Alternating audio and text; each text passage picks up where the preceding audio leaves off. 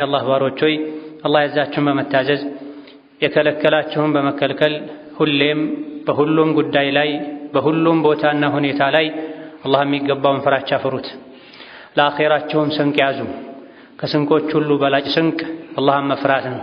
አላህ በተከበረው ቃሉ ባሮቹን ሲመክር ወተዘወዱ ስንቅ ያዙ ፈኢነ ኸይረ ዛዲ አተቅዋ ከስንቆች ሁሉ በላጭ አዋጭ ስንቅ አላህን መፍራት ነው ብሏል። እነሆ የሰው ልጆች ከአላህ ጋር ያላቸው ምንም አይነት ዝምድና የለም። የሰው ልጅ አላህ ዘንድ የሚከብረውም የሚከስረውም በኢማኑና በመልካም ስራው ነው። አላህ ዘንድ መክበር የፈለገ ኢማኑን ሊያስተካክል፣ ስራውን ሊያሳምር፣ ኸይር ስራ ሊያበዛ ይገባል። የሰው ልጅ አኼራ ላይ የሚድነው በኢማኑ፣ የጀነት ደረጃ ላይ ከፍ ብሎ መኖር የሚችለው በሰራው መልካም ስራ ነው። ያለ እነዚህ ሁለት ነገሮች የሰው ልጅ ክብር የለውም፣ ዋጋ የለውም። ለዚህም ነው ሱረቱ ቲን ላይ ثم رددناه أسفل سافلين إلا الذين آمنوا وعملوا الصالحات فلهم أجر غير ممنون። የሰውን ልጅ አሳምረን ከፍጥረታት ሁሉ አልቀን ፈጥረነዋል። ከዛም የሰው ልጅ ኖሮ መጨረሻ ላይ ይዋረዳል። የሰሩ መልካም ስራ የሰሩ በአላህ ያመኑ መልካም ስራ የሰሩ ሲቀሩ እነሱ እንደሆን የማይቋረጥ አጅር ምንዳ አለላቸው ይላል። ስለዚህ ሰው ልጅ አላህ ዘንድ የሚከብረው ዱንያ ላይም ተረጋግቶ መኖር የሚችለው ኢማንና መልካም ስራ ሲኖረው ነው። መልካም ስራ መስራቱ ብቻም ጠቃሚ አይደለም፣ በቂ አይደለም። የሰራነውን መልካም ስራ ነቅተን ልንጠብቅ ይገባል። ነገር ግን የሰሩትን መልካም ስራ ነቅተው ካልጠበቁ መስራቱ ብቻ ዋጋ የለም። ሰርቶ አላህ ዘንድም ተመዝግቦለት ተራራ የሚያካክሉ ሐሰናቶችን የመልካም ስራ ዋጋዎችን ክፍያዎችን ይዞ አላህ ዘንድ ቀርቦ ነገር ግን ምንም አይጠቀም ሰው እንደሚኖር ነቢዩ ዓለይሂ ሰላቱ ወሰላም ነግረውናል። ሁለት ኪሳራ፣ ሁለት ድካም ማለት ነው። ስለዚህ ኸይር ስራ ለመስራት አጅር ለማግኘት ምንጓጓውን ያክል ለፍተን ደክመን ያገኘነውን ኸይር እንዳናጣም ልንሰጋ፣ መልካም ስራችንን የልፋት ውጤታችንን ዋጋ የሚያሳጡ ነገሮችን ቀድመን አውቀን ልንጠነቀቃቸው ልንርቃቸው ይገባል።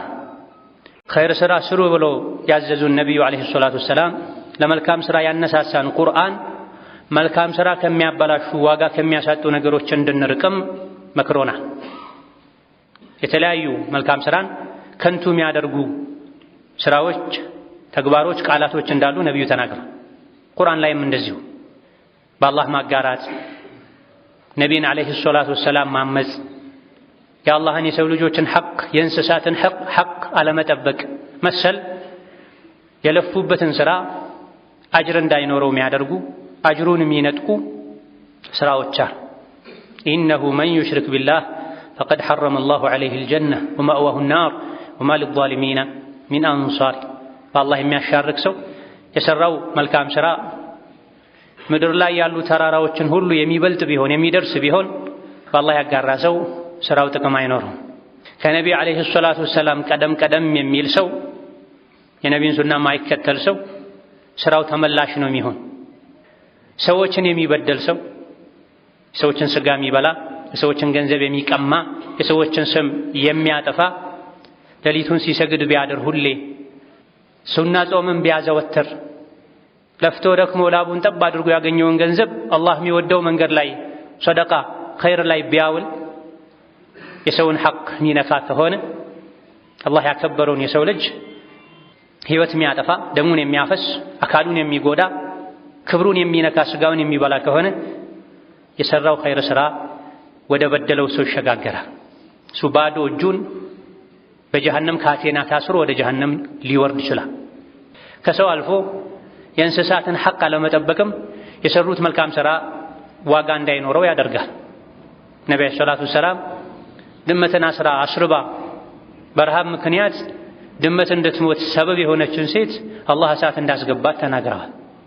የእንስሳትን ሐቅ አለመጠበቅ እንኳ ኸይር ስራችን ጀነት እንዳያስገባን ሰበብ ሊሆን ይችላል። የተለያዩ ኸይር ስራችንን ሊያበላሹ የሚችሉ ነገሮችን እንድንጠነቀቃቸው አላህ ነግሮናል። ኸይሩንም ሸሩንም ነው አላህ የሚነግረን። ኸይሩን አውቀን እንድንሰራው፣ ሸሩን አውቀን እንድንርቀው። እናንተ በአላህ በመልእክተኛው በአኺራ አላህ ባወረደው ቁርአን ያመናችሁ ሰዎች ሆይ ድምፃችሁን ከነቢዩ ዓለይሂ ሰላቱ ወሰላም ድምፅ በላይ ከፍ አታድርጉ። ከእሳቸው ጋር ስትነጋገሩ ዝቅ ብላችሁ ተናገሩ። እሳቸው በአካል በሕይወት እንኳ አጠገባችሁ ባይኖሩ የእሳቸው ሐዲት የሚነገርበት ቦታ ላይ ድምፃችሁን ጮክ አታድርጉ። የእሳቸው ንግግር ቀርቦላችሁ የእሳቸውን ንግግር ተቀብላችሁ ዝም በማለት ፋንታ የነቢ ንግግር ውድቅ የሚያደርግ ንግግር አትናገሩ። ወከዛሊክ ነቢዩ ዓለይሂ ሰላቱ ወሰላም ለአደን የሚያስፈልግ ወይም ለማሳና እንስሳት ጥበቃ በረሃ ዱር አካባቢ ላይ ለሚኖሩ ሰዎች የሚያስፈልግ ካልሆነ በስተቀር ውሻን ቤቱ ውስጥ ያኖረ በየቀኑ ትልልቅ ጋራ የሚያክል አጅር ይቀነስበታል ከስራው ብለዋል ዓለይሂ ሰላቱ ወሰላም። ከዛሊክ ኸይር ስራ ዋጋ እንዳይኖረው አጅሩ አላህ ዘንድ ከንቱ እንዲሆን አኺራ ላይ እንዳይጠቅም ከሚያደርጉ ነገሮች አንዱ እየተደበቁ ወንጀል መስራት ነው። ከሰዎች አይን ሲርቁ፣ ጨለማ ውስጥ ሲሆኑ፣ ማይታወቁበት አካባቢ ላይ ሲሆኑ በር ተዘግቶ ራስን ደበቅ አድርጎ ከአላህ እንደማይደበቁ ከማወጋ ወንጀሎችን መስራት ወሀከዛ ስራ ዋጋ እንዲያጣ ከሚያደርጉ ነገሮች አንዱ ሰው እንዳያይልን ብሎ መስራት። አላህ ተባረከ ወተዓላ ከኛ የሚፈልገው ምንሰራውን ኸይር ስራ ሁሉ ከሱ አጅር እንድናገኝበት እሱ ስላዘዘን ብለን እንድንሰራ ነው አላህ የሚፈልገው። አንድ ወንጀል የሚያበዛ ሰው ነበር። ሌላ ደግሞ ብዙ ሙቀት የሌለው ግን አላህን የሚፈራ ዲኑን የሚከተል ሰው ነበር። ወንጀል የሚሰራውን ሰው ሁሌ ያገኘ ይመክረዋል። አላህን ፍራ፣ ተው፣ ይሄን ወንጀል አቁም ይለዋል። በዛበት መምከሩ። ከዕለታት አንድ ቀን ወንጀል ሲሰራይ አንተ ስንቴ ነው መመክርህ? ወላሂ አንተን አላህ አይመርህም አለው። አላህ ከሰማዩ ከዓርሹ ላይ ሆኖ ተቆጣ። መን ዘ ለዚ የተአላ ዐለየ፣ ማን ነው በእኔ የሚምል?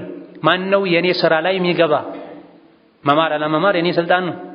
እንግዲያውስ ወላሂ አላህ አይመርህም የተባለውን ምሬዋለሁ፣ ወላሂ አላህ አይመርህም ያለውን አካል ደግሞ ሥራውን አጥፍቼ ያበላሽቼበት ጀሀነም አስገብቼዋለሁ አለ አላህ ተባረከ ወተዓላ። አቡ ሁረይራ ይህን ሐዲስ በተናገሩ ቁጥር አንዲት ቃል ዱንያውን አኼራውን አበላሸችበታል። ወዲያውን አላህ ተቆጣ፣ ሰውየው ሞተ፣ ጀሀነም ገባ። ጥፋተኛ ሰዎችን በሚያዩ ጊዜ፣ ወንጀለኛ ሰዎችን በሚያዩ ጊዜ ራሱን ከፍ አድርጎ እነሱን ንቆ ስህተተኞች ላይ ፍርድ መስጠት ነው። እሱማ የሳት ነው፣ እሷማ የሳት ናት፣ አላህ አይምረውም፣ እሱ የጀሀነም ካልሆነ ማን የጀሀነም የሚሆነው ያሉ ሸይጣን ለተጫወተባቸው ሰዎች ከማዘን ይልቅ ከመምከር ይልቅ ሰዎች ላይ ፍርድ መስጠት፣ ራስን ከፍ ሌሎችን ዝቅ ማድረግ አኼራን ያበላሽ።